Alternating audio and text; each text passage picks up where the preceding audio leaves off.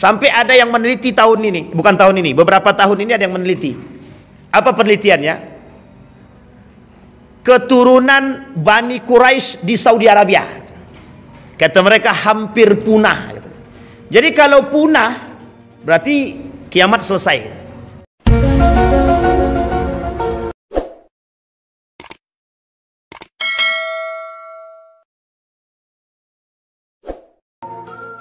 Assalamualaikum warahmatullahi wabarakatuh.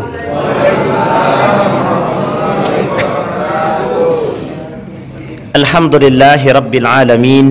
Alhamdulillahilladzi an'ama bi ni'matil iman wal islam bihima tatimmus salihat. Ashhadu an la ilaha illallah wahdahu la syarikalah wa ashhadu anna Muhammadan abduhu wa rasuluh la nabiyya ba'da. Allahumma salli wa sallim wa barik ala hadzal nabiyyil karim. Allahumma salli ala Muhammad wa ala ali Muhammad fil alamin innaka Hamidum Majid. Ya ayyuhan nasu ittaqu rabbakumul ladzi khalaqakum min nafsin wahidah wa khalaqa minha zawjaha wa batha minhuma rijalan katsiran wa nisaa wattaqullaha alladzi tasaaluna bihi wal arham innallaha kana 'alaikum raqiba. Puji syukur kehadirat Allah dengan mengucapkan alhamdulillahirabbil alamin, berselawat kepada Nabi dengan mengucapkan Allahumma salli ala Muhammad wa ala ali Muhammad fil alamin innaka Hamidum Majid. InsyaAllah kita semua husnul khatimah, amin ya rabbal alamin.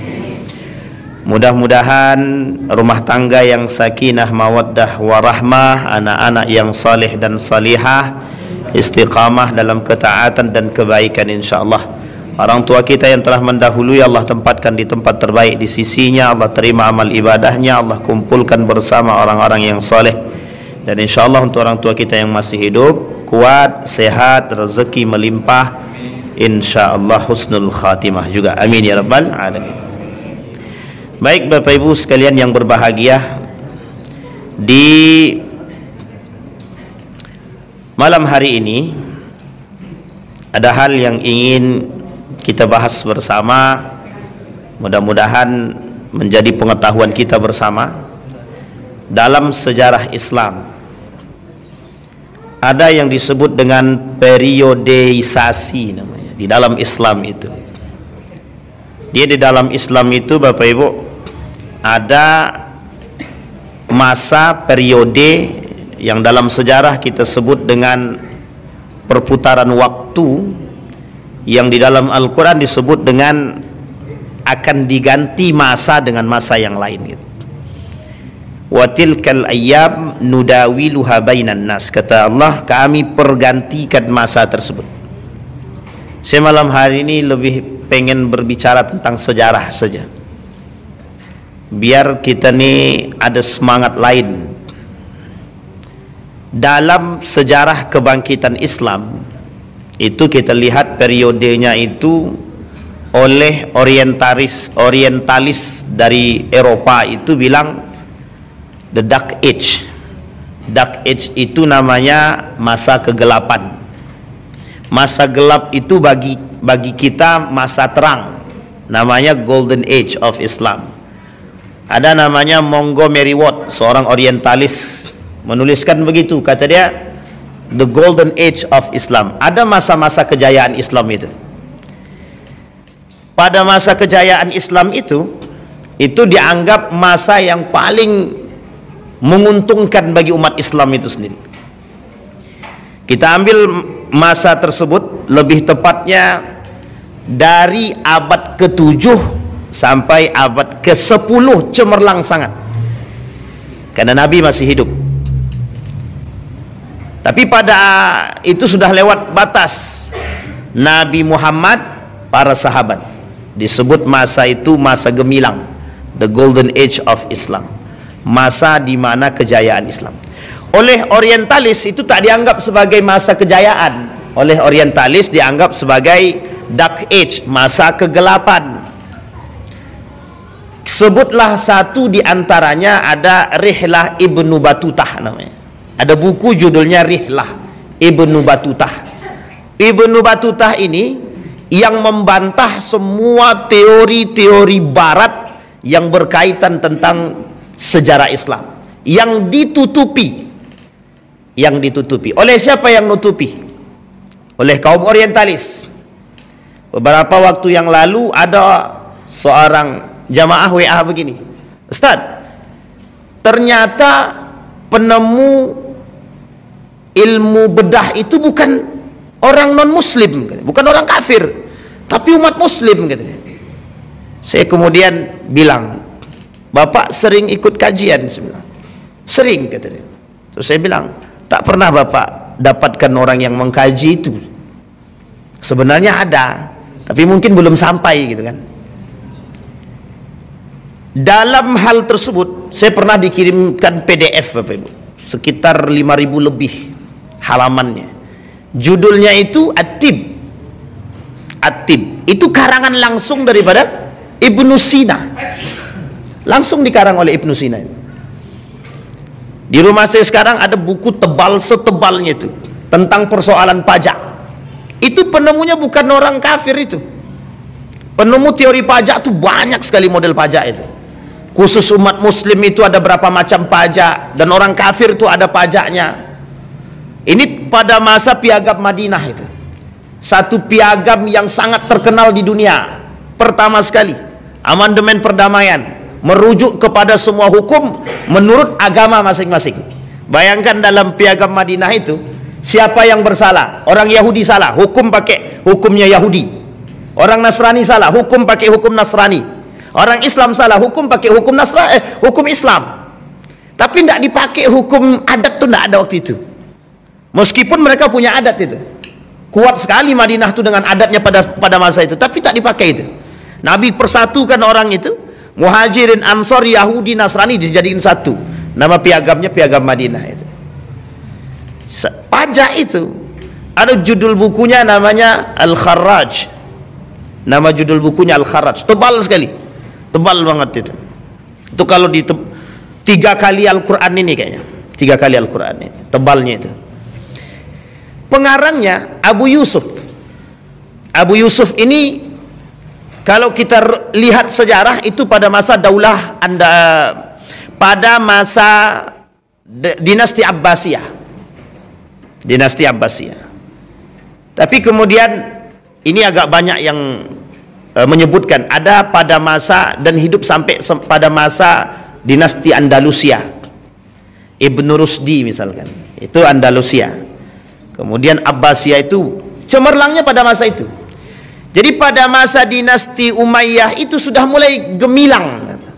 Tapi sebelum sampai pada kegemilangan itu, Islam waktu itu pada masa Nabi Muhammad SAW, bagaimana coba prosesnya itu? Dianggap agama baru, dianggap yang tak layak bawa agama, mengakui kejujuran dan kehebatan dan kecerdasan Nabi, tapi tak mengakui risalah Nabi. Sekarang banyak begitu, cerdas orangnya tapi tak mau mengakui risalah kenabian, itu tak mau. Makanya sebenarnya penyebab umat muslim ini ada kemunduran.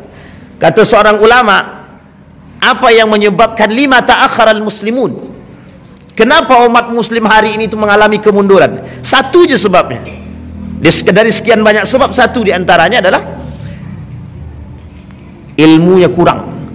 Ada yang mengatakan ilmu tinggi tapi risalah tak mau mengakui risalahnya Nabi. Jadi cerdas tapi tak beriman, itu maksudnya. Tapi yang lain bilang salah satu penyebabnya itu adalah ilmu yang lemah gitu. Karena pada masa itu umat muslim itu cerdas-cerdas, yang menemukan pesawat terbang. Sebenarnya bukan pesawat terbang, itu sayap pesawat itu penemunya sudah jelas, itu sudah ada dari muslim itu. Dan itu disampaikan. Bapak Ibu habis ini pulang ke rumah, buka video, judul video itu The Golden Age of Muslim, The Golden Age of Islam, sejarah kebudayaan Islam, sejarah masa keemasan Islam. Nanti Bapak Ibu temukan video, cari yang translate bahasa Indonesia, dia ada pakai bahasa Inggris soalnya. Dan itu yang buat bukan orang Indonesia. Yang buat bukan orang Indonesia. Kenapa mereka tunjukkan? Di situ disebutkan namanya, ada Abu Hayyan, Ibnu Sina dan lain sebagainya. pembuat kacamata, penemu bedah dan lain sebagainya. Itu bukan orang kafir, disebutkan dalam buku itu, bukan. Dan ini nanti akan kita sampaikan jika sampai ininya. Jadi Bapak Ibu sekalian yang berbahagia, Islam itu punya periode masa kejayaan itu, dari masa baginda Nabi sampai runtuh Turki Utsmani. Jadi dari masa baginda Nabi Muhammad SAW abad ke-7 sampai masa Turki Utsmani runtuh 1925.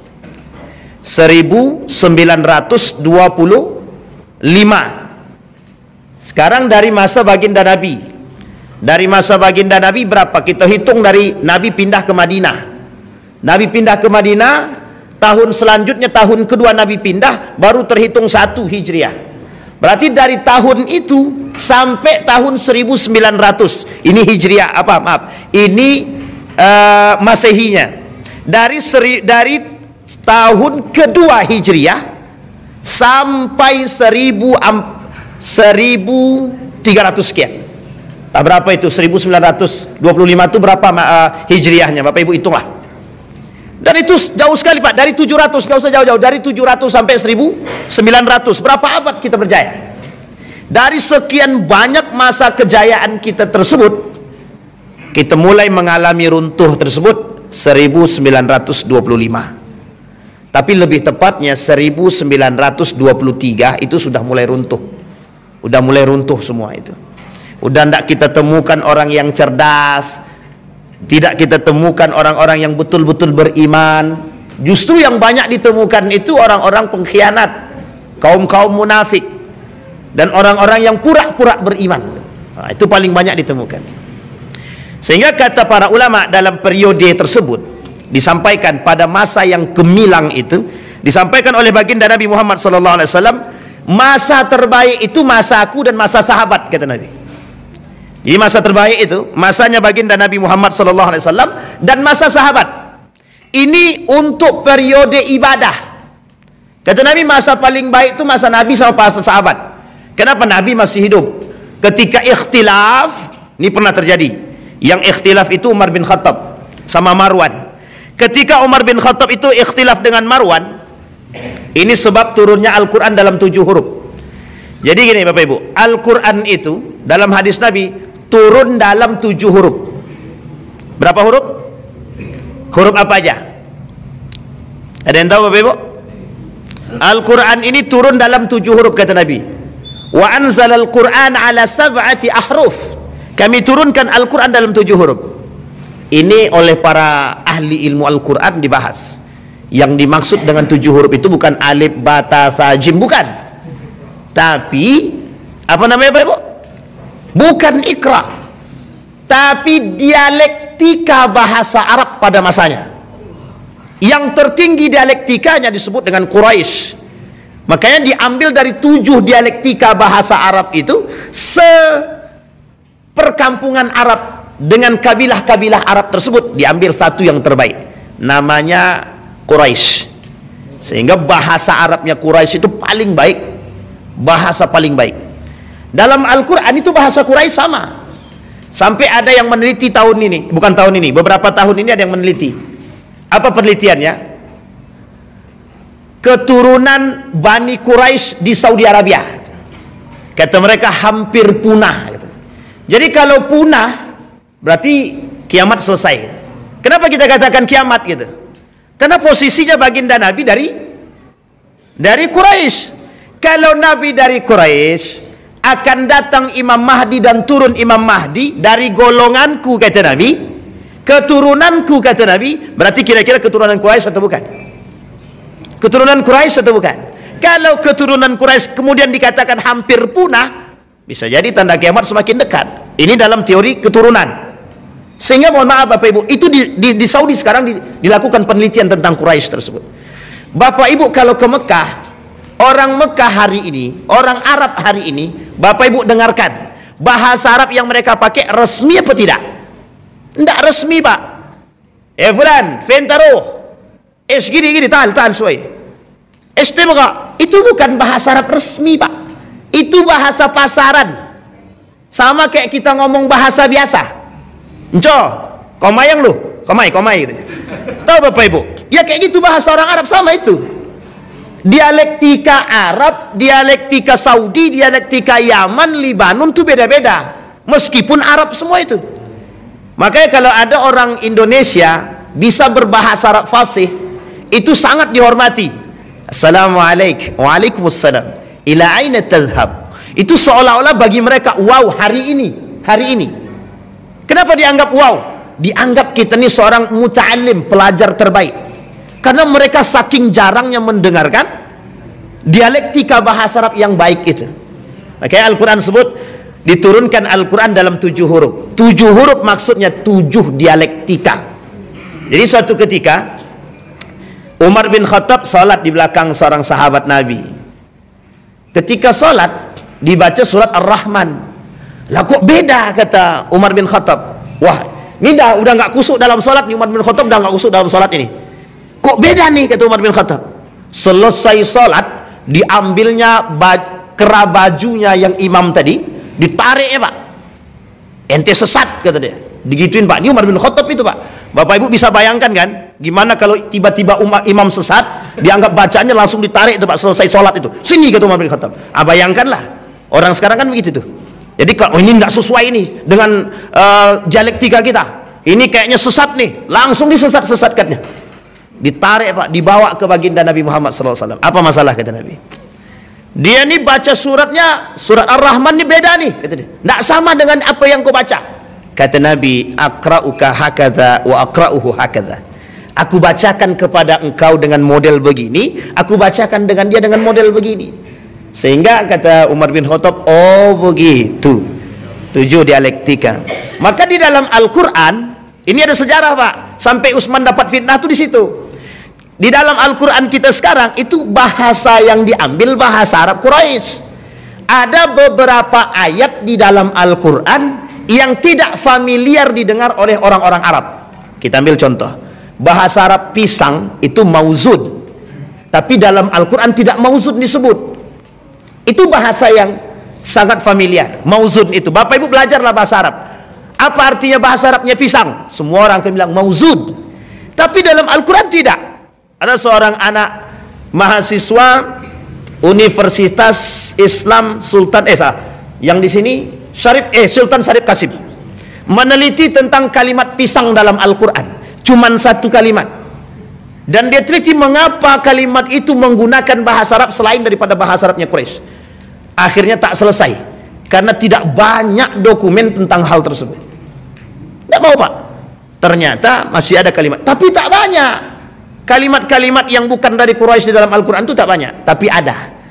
Sehingga mohon maaf Bapak Ibu, satu bentuk kemujizatan Al-Quran itu yang harus Bapak Ibu akui, ketika Zaid bin Thabit dengan Ali bin Abi Thalib yang diminta oleh Utsman ibn Affan untuk merangkum, untuk menuliskan Al-Quran tersebut, itu butuh waktu yang sangat panjang dan keseriusan. Nah, jadi ini sini letak mukjizatnya. Jadi mukjizat itu tidak sembarangan. Kita ambil contoh, ada namanya surat Al-Fatihah.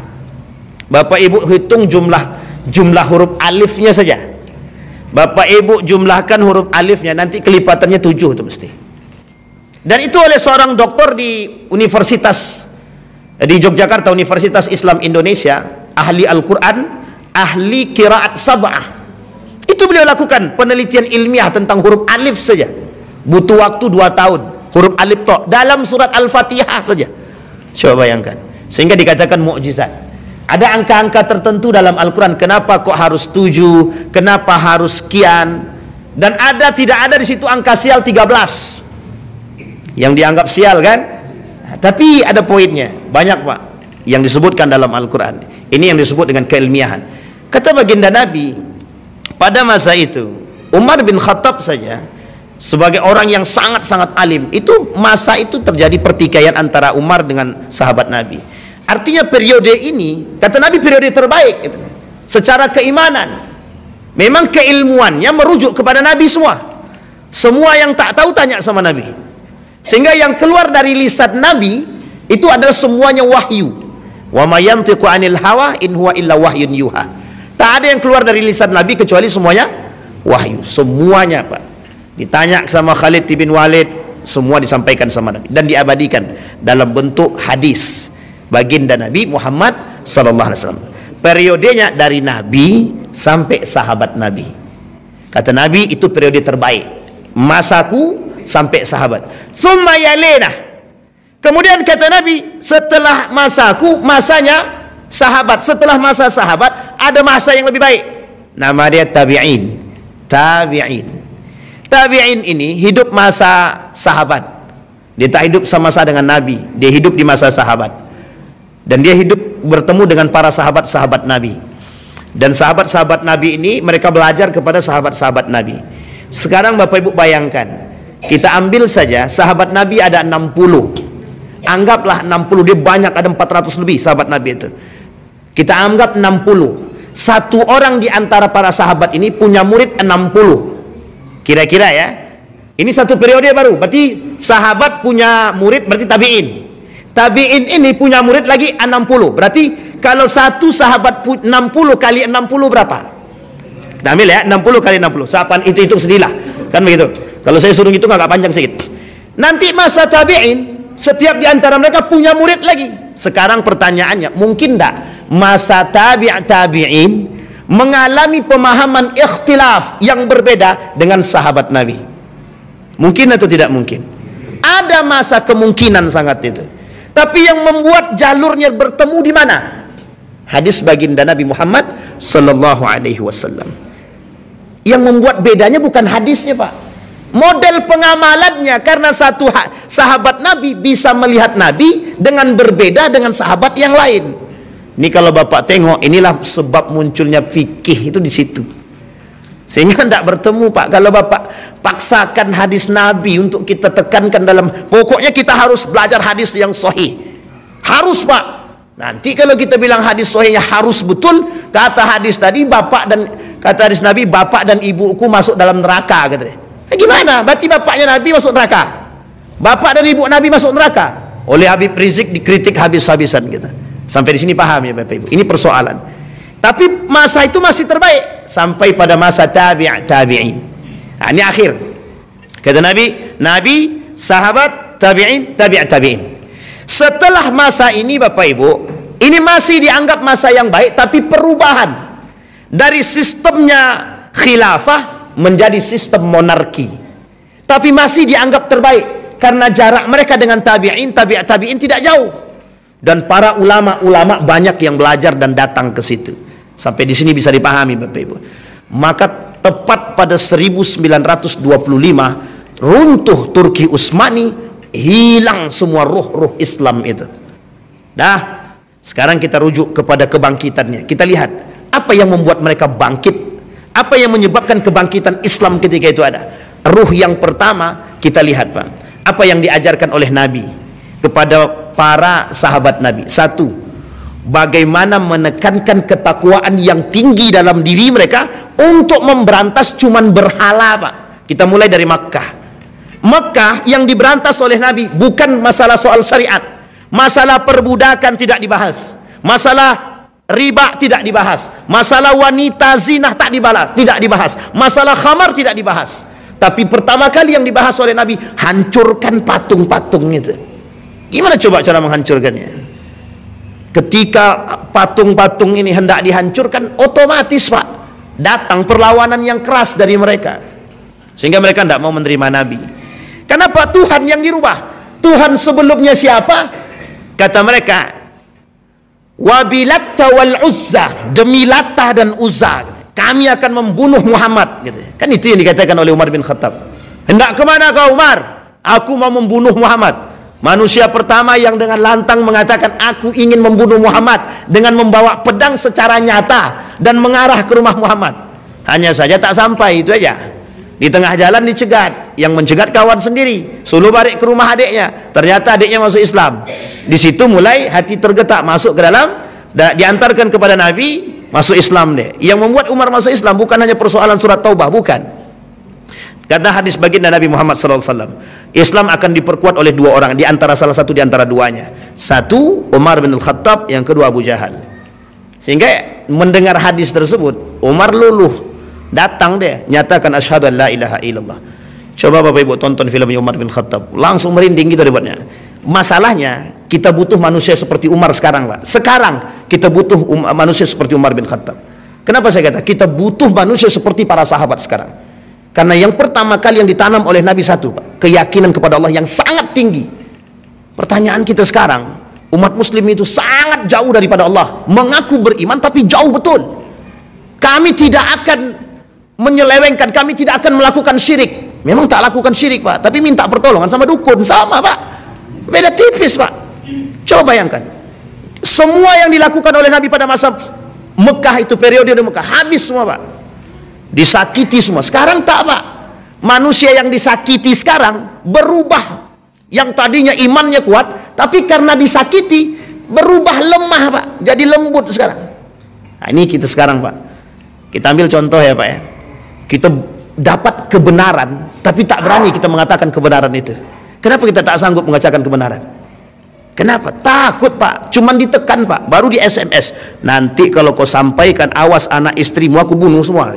Besoknya diam semua, Pak. Langsung jadi plaster mulut kita semua. Sup. Tak ada yang berani ngomong. Tapi waktu itu, apa kata Yasir bin Amr? Jangankan persoalan yang lain, persoalan akidah, aku tidak akan mengucapkan keluar daripada Islam. Setelah dibunuh kedua bapaknya, apa kata Yasir bin Amr? Aku keluar daripada Islam. Sehingga Nabi tak mau berbicara dengan Yasir bin Amr 3 hari. Nabi tak mau ngomong, Pak. Berarti kalau hari ini ada yang seperti itu, banyak yang tidak ditegur Nabi, Pak. Cuman sayang Nabi udah nggak hidup lagi kan gitu. Nabi sudah meninggal. Tapi meninggalnya Nabi, kata para ulama, Nabi yakin kalian Nabi meninggal. Yang meninggal itu jasadnya. Nah, itu bahasan para ilmu tasawuf ya. Itu boleh Bapak Ibu tanyakan sama Ustaz Fajriansa. Ustaz ya, Nabi Muhammad itu hidup atau mati gitu aja langsung. Tanyain, nanti dibahas tuh dalam ilmu tasawuf, Pak. Kita kembalikan pada poinnya, Pak. Kenapa waktu itu kuat keyakinan yang tinggi, Pak? Sehingga waktu itu orang miskin pun, mohon maaf ya, orang miskin, orang tak mampu, budak, yakin dia dengan Islam yang kuat. Masuk mereka ke dalam Islam karena satu keyakinannya, Pak. Tidak ada yang lain. Maka yang membuat Islam ini kuat sebenarnya keyakinan kepada Allah. Coba bayangkan, Pak, kalau kita semua punya keyakinan yang sama, yakin kita Allah itu satu dan kuat, maka kita tidak mungkin kita berharap pada yang lain kan. Kata para ulama, penyebab yang pertama kemunduran Islam, banyaknya umat muslim yang tidak bertakwa, kata dia. Kita tidak usah panjang-panjang, Pak, situ aja dulu. Kalau kita lihat begitu, hampir semua kita katakan, oh itu yang kita temukan sekarang gitu. Maka kalau seandainya Ali Khumaini mengatakan kita umat muslim ini bersatu, kenapa kalian lemahkan kami, kata dia. Kita mau jawab apa? Kita yang Sunni ini mau jawab apa? Kalau Syiah mengatakan demikian, kita yang Sunni ini mau jawab apa? Kami Syiah berani berperang, kalian Sunni ngapain gitu. Kita mau jawab apa, Pak? Tidak ada yang bisa kita jawab. Sampai di sini paham, Pak ya? Sampai di sini paham, Bapak Ibu? Jadi sekarang ini persoalan kita itu bukan di luar, Pak. Kita tarik ke dalam rumah tangga kita. Sekuat apa kita hari ini menanamkan akidah dalam anak? Sekuat apa? Satu. Yang kedua, ada penyebab kemunduran umat muslim selain daripada ketakwaan, hilangnya jihad. Kita lihat, Pak, apa yang tertanam dalam diri para sahabat ketika itu. Cuman satu, Pak. Berperang atau mati syahid. Mundur tidak, kembali tidak. Berperang menang atau kalah mati syahid. Walaupun mati dia, Pak. Sehingga dalam perang Badar, perang pertama itu, perang Badar itu, apa kata Nabi? Jangan ada yang mencela ahlul Badar. Wa innahum min ahlil jannah. Mereka semua dari ahli surga, kata Nabi. Mencaci maki orang dalam perang Badar, kita bilang dia munafik sekalipun ada, tidak boleh, Pak. Meskipun ada. Tapi tak boleh. Kenapa? Mereka berani berperang, mau turun, Pak, untuk membela Islam. Sekarang pertanyaannya, kita ini tak mau membela Islam tuh, Pak. Mau, tapi ya begitulah. Mau kami, Ustaz, tapi kami tak punya tenaga. Itu bahasanya. Mau, Ustaz, tapi itu tapinya itu yang jadi masalah kita sekarang. Kita mengaku membela Islam, tapi mengungkapkan kebenaran pun kita tak berani. Hanya karena tekanan, hanya karena takut dimutasi dan lain sebagainya. Mohon maaf ini, jangan nanti tersinggung Bapak Ibu. Ustadz enak, Ustadz bebas. Ya karena bebas itu maka enak. Tapi kalau kami ini tak bebas, kami PNS, bukan masalah, Pak. Bukan masalah. Kan dalam aturan PNS itu jelas tuh, Pak. Mana yang boleh, mana yang harus dipecat dan tidak dipecat itu sudah jelas di situ, Pak. Sejauh tidak melanggar aturan-aturan yang jelas. Pertanyaannya berbicara kebenaran, apakah itu menjadi sebuah persoalan? Paling dimutasi, Pak, dicabut tidak gitu. Dimutasi paling, dicabut tidak. Nah, itu masalah saat mutasi, itu masalah saat jauh dari anak kami Ustaz. Ah, itu dia masalahnya. Karena ini banyak bahasannya begitu Bapak Ibu. Persoalan kita bukan sampai di situ Pak. Persoalan kita yang meruntuhkan Islam itu siapa? Kita Pak, bukan orang lain. Kita masuk sejarah lagi yang ditanamkan sama Nabi. Apa kata Nabi? Kalian berperang, yakinkan keyakinan kalian dalam perang, kata Nabi. Aku yang berdoa kepada Allah. Nabi yang berdoa kepada Allah.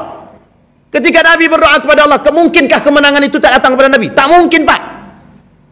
Pertanyaannya dalam jumlah yang sedikit, kam min fi'atin qalilatin ghalabat fi'atan katsirah. Kenapa kok bisa jumlah sedikit memenangkan jumlah yang besar? Itu karena doa. Bukan persoalan doa. Allah datangkan bantuan yang lain, seolah mata mereka melihat yang sedikit itu, tiba-tiba datang gerombolan yang baru yang datang. Itu kata para ulama. Karena Allah turunkan bantuan. Pertanyaannya sederhana kalau kita tarik Pak. Manusia yang datang meminta tolong kepada Allah, pasti Allah tolong. Itu pasti itu Pak. Apalagi dalam keadaan terjepit. Cuman masalahnya kita sekarang itu tak berani jihad. Apa kata Syekh Ramadan Al-Buti? Penyebab kemunduran umat muslim hari ini benci akan jihad, kata dia. Karena kebencian kita terhadap jihad. Hari ini kita tak bisa. Pertanyaan kita, kenapa kita takut dengan jihad gitu. Kenapa kita tak mau berjihad? Kami sudah cukup saat jihad ekonomi, oke. Di antara yang paling lemah jihad ekonomi, tidak ada masalah Pak. Tapi ada jihad yang paling besar hari ini Pak untuk kita semua. Jihad mengatakan kebenaran dan tidak diam atas kesalahan. Itu yang paling penting Pak. Maka jihad ini kata para ulama, ada penulis kitab itu Irsyadul Ibad itu. Persoalan jihad ini persoalan serius. Kenapa saya katakan persoalan serius? Sebanyak ini umat muslim, sebanyak ini orang-orang yang mengaku beriman kepada Allah, yang datang sebagai garda terdepan sebagai seorang mujahid hanya segelintir umat Pak. Maka tak salah ketika baginda Nabi mengatakan yang hilang dari umat muslim itu adalah jihad. Kenapa dulu persoalan jihad ini persoalan sensitif? Karena membangkitkan gairah semangat Pak. Sangat sensitif. Ini mohon maaf Pak ya, ketika fatwa jihad oleh Mbah Hasim Al-Asy'ari, coba bayangkan semua turun Pak. Posisinya semua turun. Fatwanya cuma satu. Semua yang berjihad melawan penjajah, mati dia, mati syahid, masuk surga. Cuman itu yang diharapkan Pak. Ini pernah ingat kasusnya Habib Rizik Pak ya. Saya tidak bela Habib Rizik, tapi kasus ini sangat cemerlang pada masanya. Apa kita katakan? Satu perintah yang ditunggu waktu itu. Kalau jihad kita bilang mungkin jihad semua Pak. Buktinya datang tuh ramai manusia datang ke Monas itu Pak. Sekarang kita nggak tahu ya, tapi begitu posisinya. Artinya ketakutan orang kafir, ketakutan Eropa terhadap kekuatan yang seperti ini, itu sangat Pak. Jangan dikira Bapak Ibu yang melihat berita internasional ketika itu, ketika berkumpulnya umat muslim di Monas itu beritanya sampai ke internasional Pak. Apa beritanya? Kekhawatiran Eropa terhadap semangat jihad. Coba bayangkan. Itu saya baca betul berita itu, merinding saya Pak. Keluar dari berita-berita internasional itu cuma satu perkataan. Apa kata kaum-kaum orientalis itu? Kalau ini betul bertahan lama, habis kita. Coba bayangkan. Rasa jihad itu ternyata hilang, tergoreskan hanya karena kenikmatan dunia. Cinta terhadap yusaku antada alaikumul umam. Kata Nabi, kelak umat muslim itu pecah dan lemah gitu. Penyebab lemahnya cuma satu saja, duit. Cinta terhadap dunia, hubbud dunia wa karahiyatul maut, ar-rahan. Cinta terhadap dunia dan benci akan kematian. Dan itu ternyata sedikit demi sedikit kita lihat. Ada orang-orang yang dulu semangat kali, pokok juang gitu. Dikasih jabatan di atas, hilang cerita Pak. Nah, Bapak Ibu pandailah menilai itu siapa orang ya kan. Masih mending dia munafik dari awal gitu kan. Tapi kok munafiknya setengah-setengah gitu. Di awal dia semangat bela Islam, tapi ternyata ketika dapat kursi hilang cerita Pak. Tidak ada hilang lagi. Oh pokoknya Ustaz kami mau berjihad. Ini cerita nyata Bapak Ibu. Ada seorang pemuda, pokoknya Ustaz saya masuk dalam lembaga ini, pokoknya biar saya bisa merubah kemungkaran-kemungkaran. Saya sangat semangat mendengar kalimat itu Pak. Alhamdulillah ada orang-orang yang. Setahun kemudian apa kata dia? Tak sanggup saya Ustaz, kata dia. Mundur aja lah kata dia. Asyik bayangkan. Saya sudah ingatkan, tidak akan mampu saya bilang itu. Bukan tak mampu, karena memang itu yang kita, karena yang kita hadapi orang-orang yang memang mencari kepentingan dunia dalam suatu lembaga Islam, tapi dia mencari kepentingan di situ. Dia gunakan lembaga ini, dia bangun lembaga ini tapi untuk mencari kepentingan dunia. Tidak masuk Pak, dengan ruh jihad itu tidak masuk. Sehingga jangan mengatasnamakan mengaku jihad tapi tidak ada jihadnya gitu. Maka yang kita katakan semboyan kita cinta terhadap agama, semangat terhadap agama, kita harus lihat siapa pelakunya, Pak. Karena banyak yang mengatasnamakan semboyan-semboyan tersebut ternyata di belakang itu punya kepentingan. Kita lihat tuh berapa banyak orang-orang yang datang ke sana hanya untuk meminta gitu. Nauzubillah tsumma nauzubillah. Kembali kepada poin yang tadi. Apa yang ditekankan Nabi pada periode itu? Yang ditekankan oleh Nabi adalah semangat jihad. Sampai kata Nabi, yang tidak ikut berperang munafik, kata Nabi. Kalau sekarang sebenarnya bisa kita katakan, Pak, yang takut berperang itu munafik. Yang tak mau membela umat muslim munafik.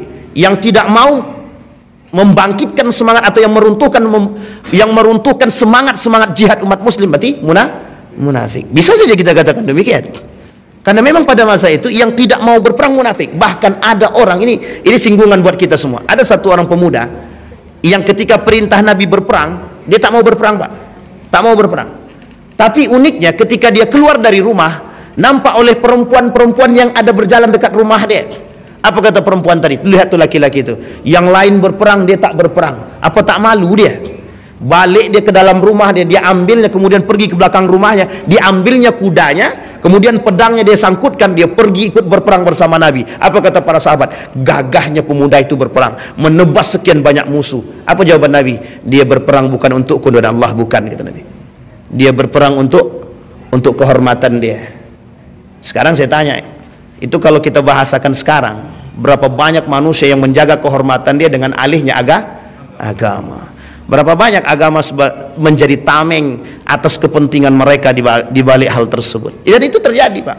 Tahu Bapak Ibu kenapa dia keluar begitu semangat? Takut dibilang takut dibilang seperti perempuan. Apa kata dia? Mana kehormatanku ketika aku dipanggil sebagai seorang perempuan? Aku laki-laki. Berperang, dia kata Nabi, dia berperang bukan untukku dan Allah, bukan, kata Nabi. Sehingga kalimat itu disematkan kepada orang-orang yang munafik ketika itu. Ketakutan untuk berperang, tapi setelah ada yang mencela dan mencaci, dia semangat berperang. Kata Syekh Ramadan Al-Buti dan Syekh Mutawalli Sya'rawi, yang hilang dari tubuh umat muslim hari ini itu. Bapak Ibu, kalau lihat sekarang ceramah para dai-dai internasional, ulama-ulama internasional hari ini, pembahasannya tidak jauh seputar jihad. Kenapa kita katakan pembahasannya tidak jauh dari seputar jihad? Karena ada kekhawatiran akan datangnya hari kiamat atau akhir zaman, sementara mereka tidak dalam keadaan yang betul-betul berjihad. Sampai sini paham Bapak Ibu? Kenapa banyak ulama internasional hari ini membahas tentang jihad? Karena ada kekhawatiran yang dia takutkan adalah nanti banyak umat muslim yang mati dalam ketakutan untuk berjihad. Kenapa demikian? Karena sudah masanya memang untuk berjihad. Kenapa semangat jihad itu harus ditumbuhkan lagi? Kelak jihadnya kita bersama orang-orang munafik, bersama kaum Yahudi Nasrani. Bayangkan Pak, kita hari ini dicuci, diperangi dalam otak kita, diam saja. Dari dulu kita 1926 dicuci terus sampai hari ini kita diam saja. Bahkan hampir setengah daripada umat muslim ini mengikut daripada perbuatan mereka. Coba bayangkan, westernisasi, kebarat-baratan, semua Pak. Pakaian, kesehatan, pendidikan, semua masuk. Apa kata Dr. Adian Hussein? Liberalisme itu sudah masuk dalam kampus, kata dia.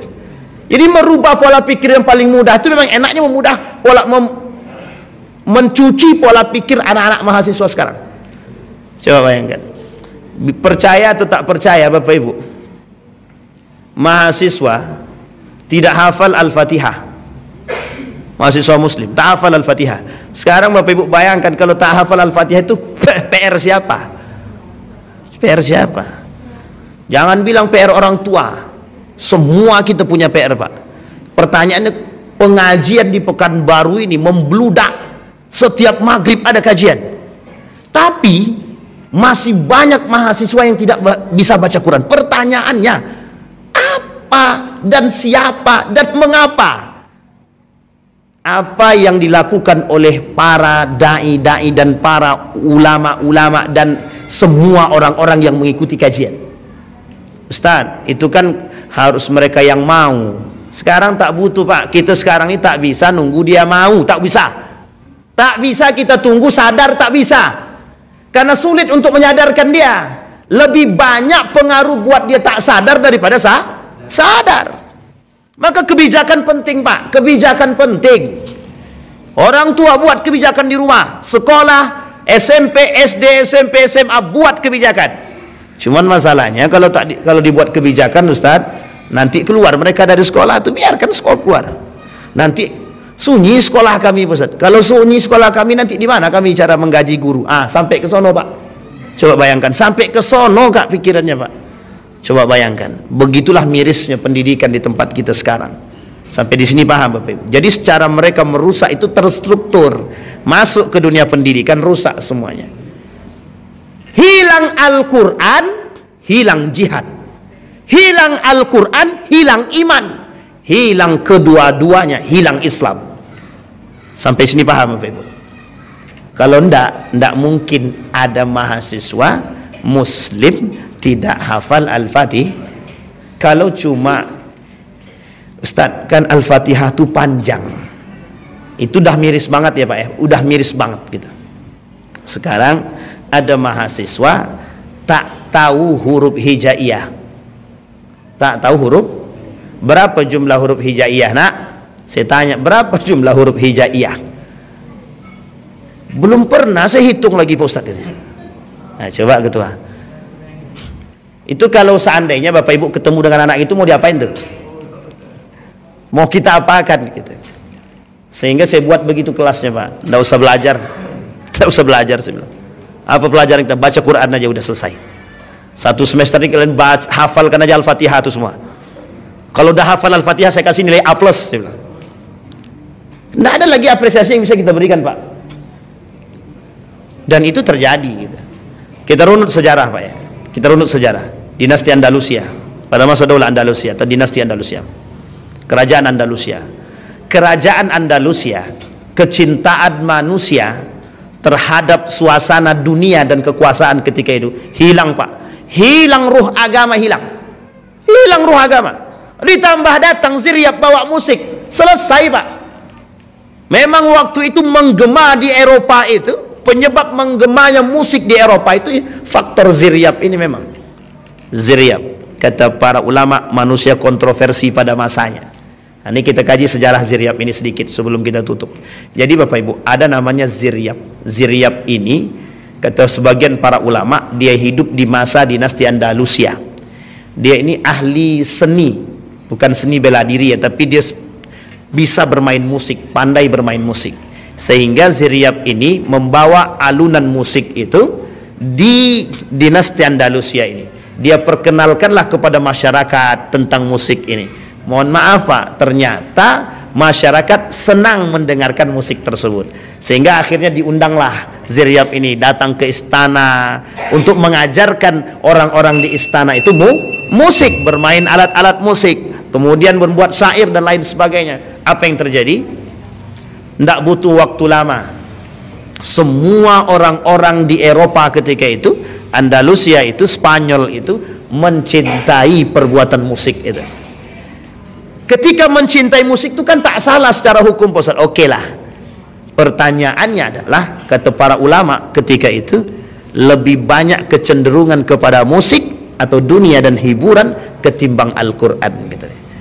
Jadi disebabkan oleh mereka ketika itu matinya Al-Quran dan Islam, sebenarnya juga ada pada aspek munculnya musik di tengah Andalusia ketika itu, sehingga redup Andalusia, hilang Al-Qur'annya, hilang semangat jihadnya, hilang imannya, hilang Islamnya. Sehingga mohon maaf Pak, kalau sudah hilang Al-Qur'annya, sudah hilang imannya, sudah hilang akalnya, sudah hilang Islamnya, tinggal satu saja, kehancurannya. Sehingga apa yang terjadi? Tak lama kemudian runtuh kerajaan Andalusia, runtuh. Meskipun ini salah satu penyebab dari sekian banyak sebab. Sampai di sini paham Bapak Ibu? Jadi umat Islam ini, hari ini, kita sekarang ini tidak akan pernah bangkit kalau seandainya kita masih cinta terhadap dunia. Satu, kita umat Muslim ini tidak akan pernah bangkit kalau kita tak pernah berani berjihad. Kita umat Muslim ini tidak akan pernah bangkit sejauh kita masih lebih mencintai musik ketimbang Al-Quran. Sampai di sini bisa dipahami Bapak Ibu? Kita kembalikan poinnya Pak. Penyebab runtuh itu penyebab penegaknya Pak, penyebab bangkitnya. Ketakwaan yang tinggi kepada Allah hilang hari ini, kita bangkitkan kalau mau kita bangkit. Kecintaan terhadap ilmu kita tingkatkan kalau mau. Sekarang anak-anak sekarang suruh baca buku, tidak mau. Saya Bapak Ibu jujur saja, lebih enak mengajar anak di pondok pesantren ketimbang di fakultas universitas. Ini saya jujur-jujur aja. Kenapa Bapak Ibu? Ya Allah, susahnya menyuruh baca buku. Suruh baca buku yang gratis aja tak mau, apalagi beli. Saya suruh belilah buku itu. Tak ada duit Pak Ustaz. Beli paket bisa, beli buku tak bisa. HP-nya iPhone semua Pak. Ya meskipun tidak semua, tapi sebagian besar iPhone, HP kita dah hancur Pak. HP anak-anak mahasiswa sekarang iPhone lah, Samsung sekian lah. Pertanyaannya canggih Pak. Beli buku harga 100.000 tak sanggup. Apa kata mahasiswa? Saya suruh beli buku satu saja, harganya cuma 45.000. Jawabannya apa? Ada enggak Pak PDF-nya Pak? Astagfirullahaladzim. Ngelus dada kita Pak. Jadi anak sekarang, mohon maaf Pak, ini saya ambil cuma sebagai perbandingan saja agar kita terbuka sedikit sebelum saya tutup. Di Yogyakarta itu terkenal dengan kota pendidikan. Waktu itu saya tidak tahu sekarang. Waktu itu kalau Bapak Ibu keliling ke Universitas Gadjah Mada, itu Bapak Ibu akan lihat setiap tempat duduk itu diisi oleh anak-anak yang baca buku Pak. Baca buku. Dan di sekeliling itu ada organisasi-organisasi Islam yang selalu menghidupkan masjid-masjid itu untuk kajian. Dan yang dikaji itu adalah khazanah-khazanah keislaman, baik Al-Qur'annya, baik tentang persoalan-persoalan keislaman yang lain. Itu yang dikaji Pak. Dan itu anak muda Pak. Dan di beberapa tempat, sampai saya ke sini, mohon maaf Bapak Ibu, sampai saya ke sini, pindah saya ke sini, 1 tahun saya stres Pak. Saya waktu di Yogyakarta itu buat satu kelompok namanya Buknesia, anak-anak yang suka baca buku. Sebenarnya bukan suka baca buku semua, kita ciptakan suasana anak-anak yang mau baca buku. Kita buat diskusi sederhana, yuk datang duduk aja, yang tak bisa baca buku tidak apa-apa, nanti pasti termotivasi dari kawan-kawan yang mau baca buku. Ujung-ujungnya alhamdulillah Pak, hidup tuh Pak, dari kampus mana-mana datang, dari UGM, UNY, UIN dan lain sebagainya, UNI datang Pak. Sampai ke sini stres Pak, setahun saya stres Pak. Stres itu tidak saya temukan di mana lingkungan yang itu gitu. Ini bukan berarti kita mencari apa, tidak. Artinya yang membuat itu adalah kita. Sampai di sini paham Bapak Ibu. Jadi kenapa anak-anak kita sekarang malas membaca? Itu jawabannya ada pada tangan Bapak Ibu masing-masing. Kenapa anak-anak kita tidak mau baca? Bisa jadi orang tuanya juga nggak suka baca. Tapi anak Ustaz, kata dia, senang anak baca Ustaz. Baca apa? Baca status orang, kata dia. Sampai sini paham Bapak Ibu? Artinya Bapak Ibu, kita tutup dengan kalimat tersebut. Anak-anak sekarang lebih senang baca status ketimbang baca buku. Maka banyak-banyaklah buat status agama. Mudah-mudahan bisa sering dibaca. Saya kira itu saja Bapak Ibu sekalian yang berbahagia. Mari sama-sama kita pelan-pelan hidupkan khazanah keislaman. Mari sama-sama kita bangkitkan dengan yang pertama sekali, membangkitkan cinta terhadap Allah Subhanahu wa taala. Mudah-mudahan bermanfaat. Fa'tabiru ya ulil absar la'allakum tuflihun. Assalamualaikum warahmatullahi wabarakatuh.